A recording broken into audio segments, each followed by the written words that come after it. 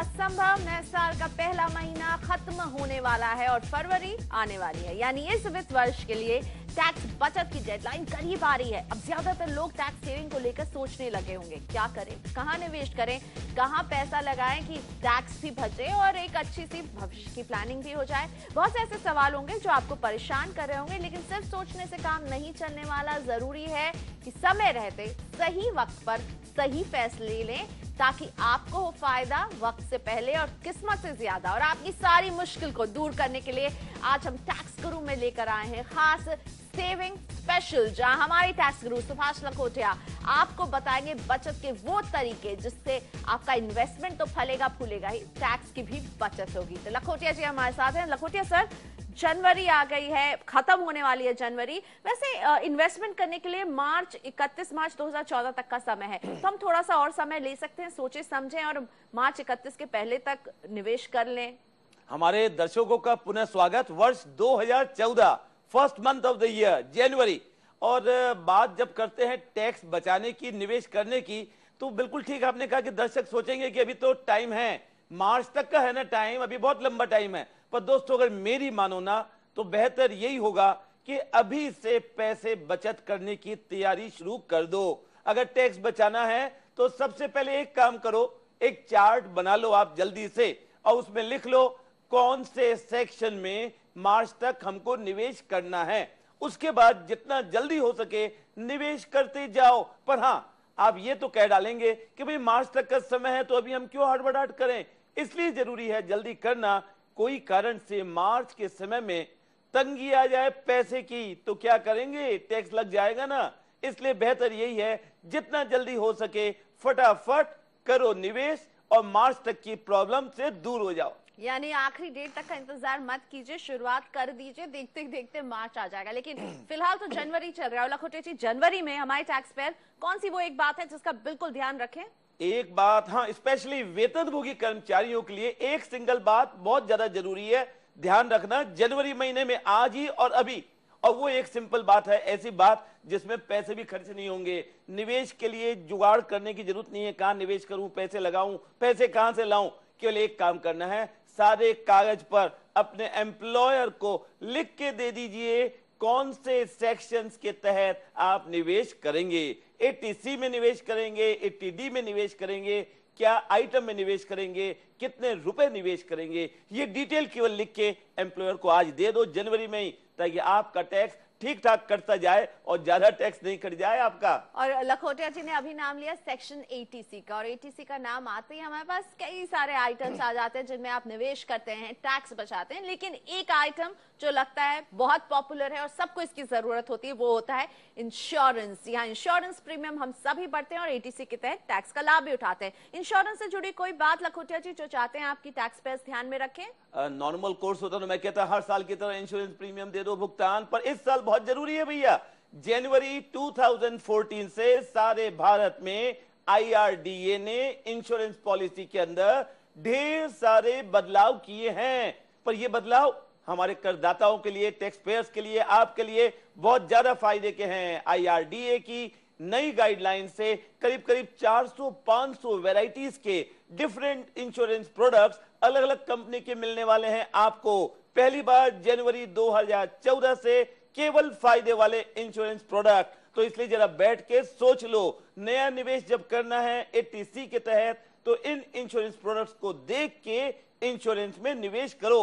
पर एक बात ध्यान रखना है, कोई भी पॉलिसी लेवें, कोई भी कंपनी की पॉलिसी प्रोडक्ट आपको पसंद आए तो एक तो ये ध्यान रखिएगा कि इंश्योरेंस पॉलिसी में हर साल की आपकी जिम्मेदारी बन जाएगी कितने प्रीमियम हमको जरूर देना है। और दूसरी इंपॉर्टेंट बात, जो साल का प्रीमियम है सम एश्योर्ड का 10% से ज्यादा बिल्कुल भी नहीं होना है। अगर ज्यादा हो गया तो छूट कब मिलेगी, और सबसे बड़ा नुकसान जब मैच्योरिटी अमाउंट मिलेगी तब उस पे टैक्स लग जाएगा। तो यही बात केवल ध्यान रखिएगा आप। तो इंश्योरेंस के नए प्रोडक्ट सरल होकर बाजार में है आपके लिए। लेकिन इंश्योरेंस से जुड़ी एक बात जो हमारे दर्शक हमसे बार बार पूछते हैं और हम क्लैरिटी के लिए इस सवाल को फिर से रखते हैं लखोटिया जी के सामने। लखोटिया सर, अगर कोई अपने भाई बहन वाइफ या बच्चों के नाम पर प्रीमियम देता है तो क्या उसका फायदा उसे डायरेक्टली मिल सकता है? हाँ, बात तो सही है। इंपॉर्टेंट सवाल इसलिए कि ज्यादातर लोग यही सोचते हैं इंश्योरेंस प्रीमियम परिवार के सदस्यों के लिए दे दो और छूट ले लो। परिवार के तो सभी सदस्य जिनके नाम आपने बतलाए, पर आयकर कानून में टैक्स की छूट मिलेगी केवल मेरे अपने लिए, मेरी पत्नी के लिए, मेरे बच्चों के लिए, पोते पोती के लिए दूंगा प्रीमियम, छूट नहीं मिलेगी। माता पिता के लिए, भाई बहन के लिए दूंगा, उनके लिए भी छूट नहीं मिलेगी। इसलिए केवल ध्यान रखें, मैं, मेरी पत्नी, मेरे बच्चे, and stop. Public provident fund ये भी सेक्शन 80C के तहत एक पसंदीदा टूल है और इसमें जब आप निवेश करें तो किन बातों का ध्यान रखें ताकि आपको फायदा हो, नुकसान ना हो? पीपीएफ में लखोटिया जी, पर पॉपुलर है भी कि नहीं, या करना भी चाहिए कि नहीं, वो भी बतलाने दर्शकों को। मेरे हिसाब से पीपीएफ वास्तव में अति उत्तम इंस्ट्रूमेंट है टैक्स प्लानिंग का, टैक्स बचाने का। उसका सबसे पहले इंपॉर्टेंट कारण है 8.7 यील्ड पर एनम, और वो भी टैक्स फ्री, टैक्स नहीं लगेगा। और दूसरी इंपॉर्टेंट बात, प्रति वर्ष आपको 1 लाख तक का मैक्सिमम जो छूट मिलती है हर साल। समझ लो इस साल 1 लाख आपने निवेश किया, हर साल 1 लाख रुपए पीपीएफ में निवेश करना जरूरी नहीं है। मिनिमम 500 रुपए भी निवेश करेंगे तो भी चलेगा। इस प्रकार ये केवल फायदे की बात है। जरूर से पीपीएफ अकाउंट में निवेश करें। नहीं खोला अभी तक अकाउंट तो भी कोई चिंता नहीं है, अभी तो समय है, फटाफट खोल लो अकाउंट। और टैक्स माइनर के नाम पर भी क्या पीपीएफ अकाउंट खोला जा सकता है? इसे लेकर कई बार लोग प्रश्न भेजते हैं। साथ ही में एचयूएफ भी जो है वो पीपीएफ में निवेश करके फायदा लेना चाहते हैं। बिल्कुल, माइनर का पीपीएफ अकाउंट अलग से खुल सकता है और टोटल छूट भी हमारे लिए, अपने लिए, पत्नी के लिए, बच्चों के लिए, माइनर बच्चों के लिए, सब में निवेश करेंगे, टैक्स की छूट मिलेगी। पर एक ही बात ध्यान रखने का है, इनकम टैक्स कानून में नहीं लिखी हुई है ये बात, बैंकिंग लॉज में लगी है, पर हमको ध्यान रखना पड़ेगा। वो ये है, माइनर बच्चे के लिए अगर निवेश करें माइनर के पीपीएफ अकाउंट में छूट मिलेगी टोटल 1 लाख के अंदर, परंतु निवेश करते समय एक केवल ध्यान रखिएगा, आप अपना और माइनर बच्चों का मिला के टोटल 1 लाख तक ही निवेश करना है। उससे ज्यादा निवेश करेंगे तो बैंक की ब्याज नहीं मिलेगा इस पीपीएफ अकाउंट पे। आपने कहा कि एचयूएफ के ऊपर, एचयूएफ का नया पीपीएफ अकाउंट नहीं खुल सकता है बैंकिंग लॉज के तहत, परंतु एचयूएफ के मेंबर के लिए भुगतान किया जाए, पेमेंट का भुगतान एचयूएफ करे for the PPF account of the member, तो एचयूएफ ऐसे में उसकी छूट ले सकती है। चलिए, इसी के साथ वक्त हो गया है ब्रेक का, लेकिन हमारा ये सेविंग स्पेशल जारी रहेगा और आगे हम आपकी और भी बचत करवाने वाले हैं, क्योंकि अभी सिर्फ बात हुई इंश्योरेंस और पीपीएफ की। आगे बताएंगे सेक्शन 80C के तहत और क्या क्या ऑप्शन है आपके पास इन्वेस्टमेंट के।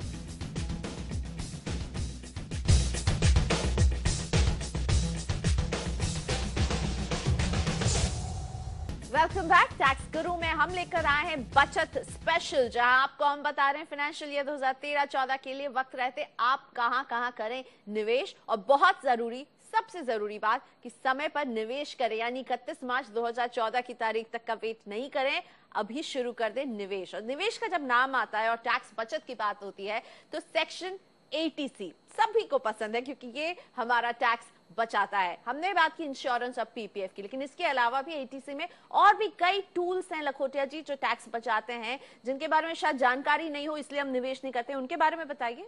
पर उनके बारे में बतलाने के पहले एक बात बता रहे हैं जरूरी दर्शकों को कि अपने इंश्योरेंस ये सब तो सुन लिया, पीएफ आदि, पर एक बात ध्यान रखिएगा, जितनी बातें अभी और बताएंगे और इंश्योरेंस प्रीमियम और प्रोविडेंट पीपीएफ कंट्रीब्यूशन सब मिला के टोटल इन्वेस्टमेंट 1 लाख तक ही करना है। अब ले लीजिए अगली कुछ बातें जो काम की भी है, अच्छे विकल्प हैं। कंट्रीब्यूशन टू प्रोविडेंट फंड, अगर आप नौकरी कर रहे हैं तो पीएफ पे कंट्रीब्यूट करिए, या पोस्ट ऑफिस पसंद है आपको तो एनएससी ले लीजिए, और यह सीनियर सिटीजन अगर आप हैं तो सीनियर सिटीजन सेविंग्स स्कीम में निवेश कर लो। और पोस्ट ऑफिस वास्तव में बड़ा प्यारा लगता है, तो पोस्ट ऑफिस के टाइम डिपॉजिट अकाउंट में निवेश करो, टैक्स बचाओ। पर 1 मिनट, अगर पोस्ट ऑफिस में ही निवेश किया तो 5 साल की मियाद वाला टाइम डिपॉजिट लेना पड़ेगा, और पोस्ट ऑफिस दूर है हमारे घर से तो कोई बात नहीं, बैंक का फिक्स डिपॉजिट ले लो। 5 साल के लिए बैंक फिक्स डिपॉजिट चाहिए। और अगर थोड़ा विकल्प ज्यादा अच्छा लगता है, ज्यादा कमाई का, तो एनपीएस न्यू पेंशन स्कीम में निवेश करो। अब निवेश नहीं खर्च करना है तो खर्च करो बच्चों की पढ़ाई में और ले लो छूट, और या खर्च कर लो repayment of the housing loan और ले लो बेनिफिट टैक्स का। लेकिन क्या इन सब में कोई कैप भी है, यानी इन सब में आप कितना निवेश करें इसकी कोई लिमिट भी है? ओहो, माफ करिए, आप ऐसे सवाल मेहरबानी करके मत पूछा करिए। अगर वित्त मंत्रालय सुन लेगा तो अगले साल सोचेगा अच्छा कैप लगाओ, कैप सबके लिए। आज तो हमारे लिए फायदे की बात है, करदाताओं के लिए। मेरा पैसा मेरी मर्जी, जहां मैं चाहूं जो मुझे अच्छा लगे उसी में निवेश करूं। तो कुल मिलाकर अच्छी बात है कि कोई कैप नहीं है। जो हमको अच्छा लगता है इन्वेस्टमेंट उस पे निवेश करें। अगले साल कोई दूसरा इन्वेस्टमेंट अच्छा लगे तो उसमें निवेश कर लें। मेरी मर्जी, मेरा पैसा। लखोटी जी, आपने तो कह दिया कोई कैप नहीं है, लेकिन इससे पहले आपने ठीक कहा था कि सिर्फ 1 लाख तक की ही आप निवेश कर सकते हैं। अजी, कैप का मतलब है अलग अलग वेराइटीज ऑफ इन्वेस्टमेंट्स में सब कैप लिमिट बिल्कुल नहीं है। जो इन्वेस्टमेंट है मुझे पसंद उसमें कर दूं, पर ओवरऑल कैप है 1 लाख रुपए का। पर आपकी बात से एक बात समझ में आती है कि भारत के करदाताओं में इच्छा तो यह है कि वित्त मंत्रालय कुछ ऐसा करे कि 1 लाख शब्द को हटा दे, बोल दे कि अलग अलग आइटम में निवेश करो लाख लाख रुपए और टैक्स बचेगा। पर ऐसी आशा करें तो शायद अगले वित्त वर्ष में कुछ हो भी सकता है। यानी एटीसी अच्छा तो लगता है, लेकिन 1 लाख से अगर ज्यादा हम इसमें निवेश करके ज्यादा टैक्स बचाए तो ये शायद ज्यादा अच्छा लगेगा। लेकिन फिलहाल एटीसी के तहत आप बच्चों की ट्यूशन फीस पर भी छूट ले सकते हैं। लेकिन अगर बच्चा विदेश में पढ़ रहा हो तब भी ये छूट मिलती रहेगी, बच्चा चाहे नर्सरी में पढ़ रहा हो या 12th स्टैंडर्ड में? एक मिनट, बच्चा नर्सरी में पढ़ रहा हो वो तो चलेगा, 12th स्टैंडर्ड में पढ़ रहा है वो भी चलेगा, पर आपने कहा बच्चा मेरा विदेश में पढ़ रहा है। जी हाँ, आजकल भारत में इनकम लोगों की इतनी हो गई है कि बच्चों को विदेश में पढ़ने के लिए भेजना चाहते हैं। भेजो विदेश में, पर 80C की छूट लेने का समय आए तो आपको छूट का बेनिफिट नहीं मिलेगा, क्योंकि क्लियर कट लिखा हुआ है हायर एजुकेशन इन इंडिया या लोअर एजुकेशन, एजुकेशन कोई भी हो, कुल कहने का मतलब एक ही है, full time education in India बच्चा पढ़ रहा है चाहे नर्सरी में या 12th में, पूरी छूट मिलेगी। विदेश में पढ़ रहा है तो छूट नहीं मिलेगी। लेकिन ट्यूशन फी तो पूरे स्कूल फी का एक बहुत ही हिस्सा होता है, छोटा सा, और भी कई सारे एलिमेंट्स होते हैं। जब आप फीस स्लिप देखेंगे तो डेवलपमेंट फी वसूला जाता है, किताबों पर खर्च होते हैं, उसके बाद कई तरह के डोनेशन पर खर्चे होते हैं, इन सब पर भी छूट मिलेगी। इससे लग रहा है कितनी पीड़ा होती है एक पेरेंट को कि एक्स्ट्रा चार्जेस ले लिए जाते हैं। पर इनकम टैक्स कानून में बड़ा क्लियर कट है, पसंद आए आपको चाहे नहीं आए, केवल ट्यूशन फी एंड स्टॉप। अर्थात किसी भी प्रकार का कोई डेवलपमेंट फंड है या बच्चों की पढ़ाई के लिए खर्च किए या यूनिफॉर्म के लिए किए या बस के लिए कर दिए खर्चे, ये कोई छूट आपको नहीं मिलेंगे। अगर मिलेगा तो केवल ट्यूशन फी ओनली। लोन भी ले रहे हैं लोग बच्चों को पढ़ाने के लिए, क्योंकि उच्च शिक्षा काफी महंगी होती जा रही है। तो जब आप एजुकेशन लोन लेते हैं तो कौन सी वो बातें हैं इसकी रीपेमेंट के वक्त आपको जाननी चाहिए? लोन के लिए एक ही ध्यान रखिएगा, रीपेमेंट के समय में कुछ भी याद नहीं रखना है। इजी हो गई ना लाइफ टैक्स पेयर्स की। लोन रिपे करो एजुकेशन का, यार कुछ भी मत रखो, क्योंकि आयकर कानून में आजकल रीपेमेंट ऑफ एजुकेशन लोन के लिए कोई भी छूट नहीं है। अगर छूट है तो केवल ब्याज, एजुकेशन लोन का ब्याज करें उस पे छूट है अनलिमिटेड, पर रीपेमेंट ऑफ द लोन बिल्कुल छूट नहीं। लखोटिया जी, क्योंकि आप सेविंग करवा रहे हैं, निवेश की बात बता रहे हैं, तो निवेश की जब बात आती है तो लॉन्ग टर्म इंफ्रास्ट्रक्चर फंड जो है बीच में काफी मशहूर हुए थे, क्या इनमें निवेश करना चाहिए? फायदा दिलाएगा? बिल्कुल बिल्कुल भूल जाइए, अभी भूलने की बातें बता रहे हैं, बिल्कुल भूल जाइए। इंफ्रास्ट्रक्चर बॉन्ड में निवेश करोगे टैक्स का बचत नहीं होगा। पहले होता था वाली बात भूल जाओ। आज इस वर्ष अगर निवेश करेंगे टैक्स की कोई बचत नहीं। तो सेविंग स्पेशल में आपके लिए आगे भी लाएंगे कुछ और फायदे की बात। ब्रेक के बाद हम आपको बताएंगे अगर जनवरी महीने में मेडिक्लेम पॉलिसी लेते हैं तो क्या पूरे प्रीमियम पर छूट मिलेगी, क्योंकि इस वर्ष में अब केवल 3 महीने ही बाकी हैं। तो वापस आइए और जानिए अपने फायदे की बात।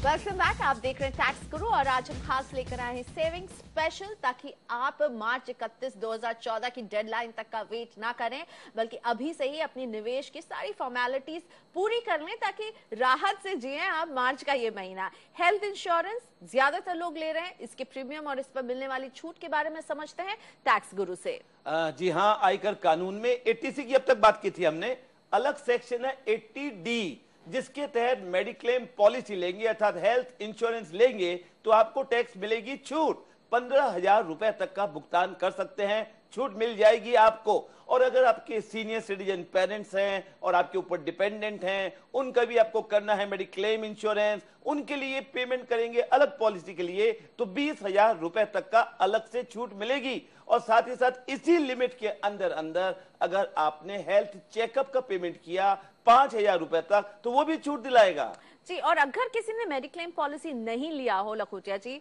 जैसे कि मैंने नहीं लिया, आपकी बात सुन के मुझे लग रहा है मुझे एटीटी का फायदा उठाना चाहिए। अब मैं जनवरी में अगर लेती हूं तो 3 ही महीने बचे हैं इस फाइनेंशियल ईयर में, और ये रहेगा जनवरी 2014 टू जनवरी 2015, तो इन 3 महीने के लिए मुझे फायदा मिल पाएगा? पहले तो ये अच्छी बात सोची आपने कि हेल्थ इंश्योरेंस के लिए पॉलिसी ले लें, बहुत फायदे की बात है भैया। टैक्स की बचत अलग है, बाकी फायदा ज्यादा। अब अगर हमने इंश्योरेंस पॉलिसी आज ले ली, मेडिक्लेम पॉलिसी जनवरी 2014 में, तो क्या टैक्स की छूट कितनी मिलेगी? इस साल में तो केवल 1/4 ऑफ द ईयर है, 3 महीने। बिल्कुल चिंता न करें, चाहे जनवरी हो चाहे 31 मार्च तक हो, अगर भुगतान आप करते हैं मेडिक्लेम पॉलिसी के प्रीमियम का देते हैं आप भुगतान, तो पूरा का पूरा आपको डिडक्शन देगा। मतलब नहीं है कि कितने दिन पॉलिसी इस वर्ष में कामयाब रही, इसलिए फायदा है। अभी से लेके मार्च तक कभी भी दे दो भुगतान, जितना दोगे भुगतान उतना मिलेगा पूरा छूट। आयकर की धारा 80C 80D। और अगर शेयर्स में निवेश करने का आपका मन कर रहा है तो टैक्स के लिहाज से आपको क्या ध्यान में रखना है टैक्स गुरु? सब शेयर्स नहीं, ऐसे व्यक्ति जो पहले शेयर्स में निवेश नहीं करते थे, फर्स्ट टाइम इन्वेस्टर हैं या लास्ट ईयर से ही फर्स्ट टाइम इन्वेस्टर बने हैं, उनके लिए Rajiv Gandhi equity savings scheme का लाभ इस साल भी लिया जा सकता है। टोटल इन्वेस्टमेंट कर सकते हैं आप 50,000 रुपए और 50% आपको छूट मिलेगी। कुल मिलाकर डिपेंडिंग अपॉन दी स्लैब लोगों को टैक्स का बेनिफिट होगा 2,500 या 5,000 या 7,500। और इस साल होम लोन लेने वालों को मिली है एक खास स्पेशल छूट, 1 लाख की स्पेशल छूट। किससे मिल रही है, कौन इसका फायदा उठाएंगे? सभी वर्ग के टैक्स पेयर्स नहीं उठा पाएंगे। जिन्होंने ले रखा है पहले से मकान के लिए लोन, उनको कोई एक्स्ट्रा छूट नहीं है। उनके लिए ब्याज की छूट वही 1.5 लाख रुपए चल रही है। पर ऐसे व्यक्ति जो होम लोन लेंगे, नया मकान लेंगे पहली बार इस वर्ष से, उनको एडिशनल 1 लाख रुपए तक ब्याज की छूट मिलेगी। उनका फायदा ढेर सारा, पर कंडीशंस भी हैं ढेर सारी। जैसे लोन की अमाउंट 25 लाख से ज्यादा नहीं होना, मकान की वैल्यू 40 लाख से ज्यादा नहीं होना, ये सब ध्यान रखेंगे तो फायदा है बिल्कुल। एक और ध्यान की बात लखोटिया जी बता दीजिए, कई लोग होम लोन लेते हैं, उसके ब्याज पर 1.5 लाख की छूट भी क्लेम करते हैं, लेकिन इस 1.5 लाख की छूट को क्लेम करने के लिए कुछ बातें हैं जिन्हें जानना जरूरी है। एक ही बात, केवल एक बात, और वो बात है कि आपका मकान का पोजेशन हो जाना चाहिए, मकान रेडी हो जाना चाहिए। अगर मकान रेडी नहीं है तो छूट नहीं मिलेगी। इसलिए केवल एक ही बात ध्यान रखना है। पर हाँ, कोई कारण से आपके पास इस साल ब्याज के भुगतान करने के लिए पैसे नहीं है तो भी छूट मिल जाएगी, पेमेंट नहीं किया तो भी मिलेगी। पर केवल इंपॉर्टेंट एक ही बात, हाउस शुड बी रेडी, नहीं तो छूट नहीं। तो सेविंग स्पेशल में हमारे टैक्स गुरु ने आपको ढेर सारे मंत्र तो दे दिए हैं, लेकिन अब आखिर करते हैं टैक्स गुरु के हिट सुपर हिट फॉर्मूले के साथ। तो गुरु मंत्र दीजिए टैक्स गुरु, ऐसा पूरे साल के लिए कि सेविंग भी करते रहे और टैक्स भी बचे। और मेरे ख्याल से मेरे ज्यादातर दर्शक वेतनभोगी कर्मचारी हैं, उनके लिए लास्ट फॉर्मूला केवल एक ही है कि भैया 5 मिनट निकालो समय, अभी मार्च तक इन्वेस्ट करोगे चलो चलेगा, सब चीज बात मान लेंगे आपकी, पर अभी निकाल के एक कागज के ऊपर लिख दो, सोच सोच के थिंक करके आयकर कानून का एक चार्ट बना दो। Serial number, section of income tax law, particulars, amount, अर्थात 80C 80D 80E या और अन्य सेक्शन में इस साल आप क्या निवेश करोगे। नहीं किया अभी कोई चिंता नहीं है, पर मैं कर दूंगा मार्च तक, उसकी छूट मुझे दे दो मेरे प्यारे एम्प्लॉयर। ये लिख के दे दोगे तभी छूट मिलेगी। और एक इंपॉर्टेंट बात, अगर आपने मकान का लोन लिया है, हाउसिंग लोन, 1.5 लाख रुपए की छूट लेनी है, उस बारे में भी अपने एम्प्लॉयर को डिटेल्स अभी से दे दो कि 1.5 लाख रुपए ब्याज की जो छूट लेंगे, हमने लोन लिया हुआ है इस कंसर्न से और 1.5 लाख का ये ब्याज होगा। इस प्रकार ये डिटेल दे देंगे तो आपका टैक्स बिल्कुल सही कटेगा, एक्स्ट्रा टीडीएस भी नहीं होगा। तो टैक्स गुरु का सबसे अहम मंत्र जो आखिर में निकल करके आ रहा है वो ये कि थोड़े से प्लान बन जाइए, अपनी टैक्स और इन्वेस्टमेंट की एक लिस्ट बनाकर रखिए, एम्प्लॉयर को दीजिए, उन्हें बताइए कि आप यहाँ टैक्स बचा सकते हैं, यहाँ आपने इन्वेस्टमेंट किया है। लखोटिया जी शुक्रिया इतने अच्छे गुरु मंत्र के लिए। और इस गुरु मंत्र के सहारे अगर आप अभी से ही प्लानिंग करेंगे तो जैसा कि मैं कह रही थी, आखिरी तारीख की टेंशन दूर होगी और कम भी होगी। आज के लिए इतना ही। अगर आपके मन में भी टैक्स से जुड़ा कोई सवाल है तो आप इसे हमें भेजिए SMS के जरिए, टीजी लिखकर स्पेस दीजिए अपना सवाल और नाम लिखकर 51818 पर से भेज दीजिए। आप हमें ईमेल कर सकते हैं tax@moneycontrol.com पर में। और ये पता जो आपकी स्क्रीन पर दिख रहा है इस पर भी भेजिए अपने सवाल। याद रखिए सवाल के साथ अपना नाम और फोन नंबर भी हमें जरूर भेजिए। तो टैक्स गुरु में आज इतना ही। अगले हफ्ते हम फिर हाजिर रहेंगे आपका टैक्स बचाने के लिए। नमस्कार।